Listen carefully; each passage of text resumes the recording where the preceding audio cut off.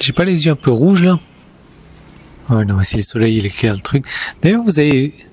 Non, on va pas parler de ça, la couleur de mes yeux. Vous savez de quelle couleur ils ont mes yeux? Ouais, non. Regardez la vidéo.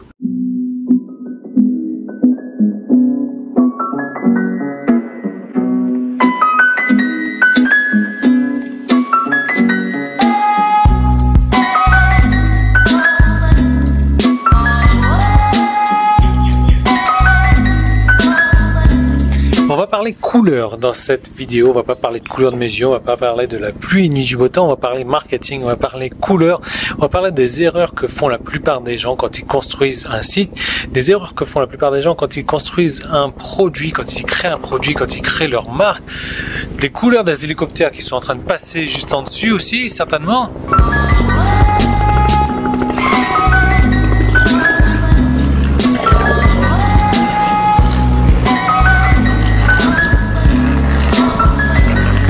Blanc celui-là.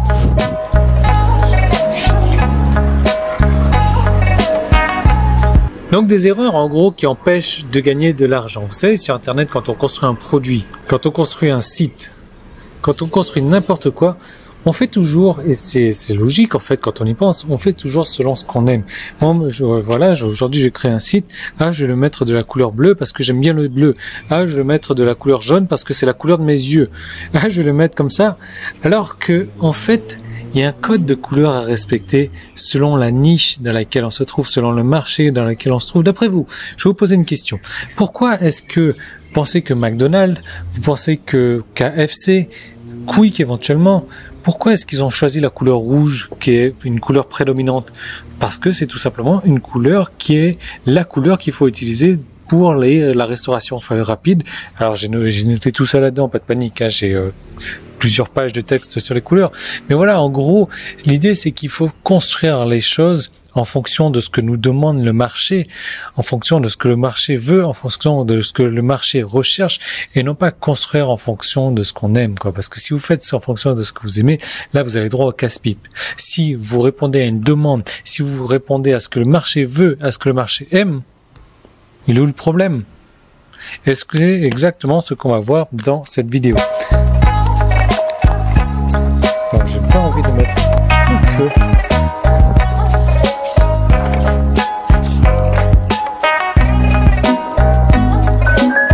Alors là, je vais vous lire un truc, par exemple, la couleur rouge, c'est à quoi est-ce qu'on pense quand on pense à la couleur rouge? On pense au panneau stop, déjà, en règle générale. Donc voilà, c'est un signal d'alerte, un signal stop. On pense, c'est une couleur qu'on utilise en général pour l'amour. C'est pour ça qu'en règle générale, sur certains sites de dating, donc de mise en relation, de rencontre, voilà, on va mettre quelques petits objets, quelques petits logos en rouge. On va penser à Noël, on va penser à l'urgence. Et j'ai écrit, on apporte le sentiment teenagie. On va penser au sentiment teenagie aussi. Des fois, j'écris des trucs, je sais, je vous assure. Hein. Alors, mais on pense surtout à la fin. Regardez, c'est exactement ça. Quand on prend McDo, KFC, Quick, cette couleur rouge, c'est une couleur qui évoque la fin. Alors, je sais pas, c'est des résultats de test, c'est comme ça. Mais si vous voulez construire un site basé sur la bouffe, sur la nourriture, il va falloir utiliser la couleur prédominante qui est le rouge dans le logo sur les pages de votre site. Alors là, je vais vous prendre le jaune par exemple. Le jaune, en gros, ça capture le regard. Pourquoi est-ce que ça capture le regard? Parce que c'est une couleur qui est rare dans la nature. Regardez autour de moi là. Est-ce qu'il y a du jaune? Non, il n'y a pas de jaune. Regardez ici. Est-ce qu'il y a du jaune? Non. À part les fleurs, mais c'est des fleurs artificielles là-bas. Mais ça reste rare dans la nature, la couleur jaune. Donc c'est une couleur qui capture le regard. Et qu'est-ce que ça inspire? Ça inspire le bonheur, ça inspire la joie, ça inspire l'optimisme, ça inspire la créativité. Et en gros, le jaune aide les gens à se sentir mieux dans la situation dans laquelle ils sont. Admettons que, je sais pas, vous avez un site vous êtes psychologue, et vous avez besoin de faire sentir les gens mieux dans leur peau quand ils viennent sur votre site, vous mettez la couleur jaune sur votre site tout simplement. Ça permet de les faire se sentir mieux à propos d'eux-mêmes, à propos de leur achat. Si vous vendez quelque chose sur votre site, si sur la page suivante vous mettez de la couleur jaune, ils vont se sentir mieux par rapport à ce qu'ils vont acheter. Et donc du coup votre taux de remboursement, il va descendre, tout simplement. Mais attention parce que trop, c'est l'ennemi du bien, et donc abuser de trop de jaune, voilà, il y aura un problème, c'est-à-dire que ça va créer l'effet inverse, l'effet opposé. Donc on va se servir du jaune dans quoi? On va se servir du jaune dans les bordures éventuellement des images, dans les bordures sur votre site web, dans les, vous savez, sur la sidebar et tout ça, on peut mettre des couleurs jaunes, dans le logo, sur les boutons aussi, mais surtout pas en arrière-plan. Pourquoi? Parce qu'en arrière-plan, voilà, là on tombe dans le trop qui est l'ennemi du bien. Donc c'est vraiment fascinant. Moi j'ai noté des dizaines de pages comme ça sur les couleurs. Mais ce que je veux vous dire, c'est que quand on crée sa marque, quand on crée un produit, quand on cherche à vendre sur Internet, entre l'hélicoptère et les motos, c'est pas possible. On va utiliser les couleurs que le marché recherche, les couleurs qui font en sorte que votre marché va se sentir bien, va vouloir acheter avec vous plutôt que les couleurs que vous aimez. Une fois que vous avez compris ça, vous êtes prêt à lancer votre marque. D'ailleurs, si ça vous intéresse, j'ai créé une deuxième vidéo juste ici, là, qui va vous permettre de lancer votre marque en 10 étapes. Et je vous parle pas d'une marque, si je vous parle d'une marque, des petites marques comme ça, mais vous allez pouvoir aller en extrapolant un petit peu, concurrencer Apple, concurrencer Google, concurrencer ce genre de trucs-là. En gros, j'ai analysé comment est-ce qu'ils en ont fait. C'est pas possible ça.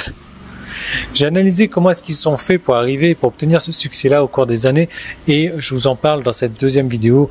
Non pas que vous allez pouvoir devenir Apple comme ça du jour au lendemain, mais peut-être en quelques années vous allez pouvoir vous faire connaître et peut-être même devenir un concurrent sérieux à Apple. Alors ça paraît peut-être utopique comme ça, mais je sais pas, vous pourriez devenir un concurrent au stylo Bic par exemple, ou à un autre style de stylo. D'ailleurs moi j'achète pas les stylos Bic, j'achète des Quantum made in China.